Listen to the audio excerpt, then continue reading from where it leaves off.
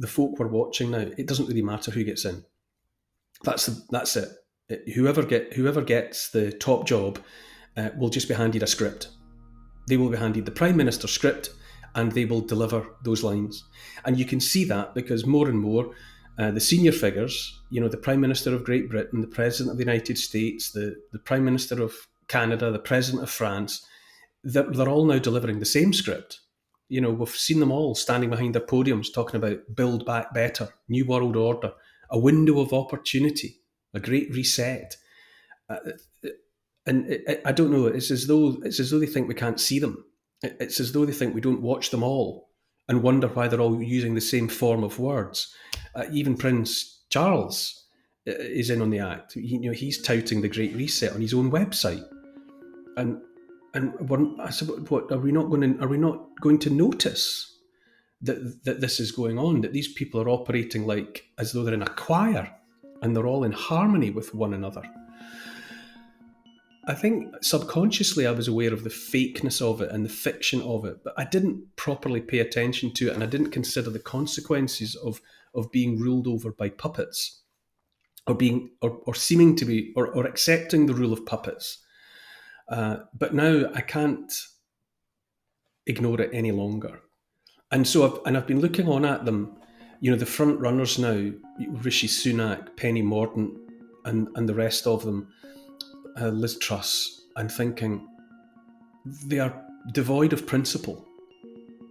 Most glaring at the moment is the way that all of those contenders for the Tory leadership, the role of Prime Minister, they're operating as though lockdown didn't happen. The most damaging public policy in living memory, maybe ever, and they're pretending.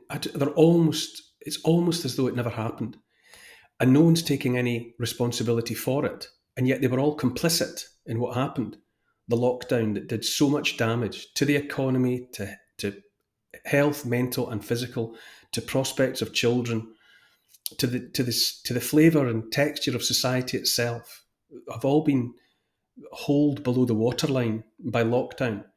And yet none of them are standing up. Where is the candidate who'll stand up and say lockdowns were a dreadful, disastrous mistake? And furthermore, more to the point, where is the candidate who will stand up and say that under their leadership there would be no repeat under any circumstances of lockdown? Where is that person? No one's saying that, because none of them has the balls, literally or metaphorically, because they're all keeping thoughts like lockdown in the back of their minds, ready to do that again if they're told to do that again. Where's the candidate who will say that we'll never be forced into a world of digital ID, or a world in which the currency that we've known is replaced with something digital and programmable that we can't see or hold and over which we have no control? And where's the candidate among them? They faff about and flap about with their empty platitudes, with classical music playing in the background, I vow to thee my country, and all of that claptrap that they repurpose for their own ends.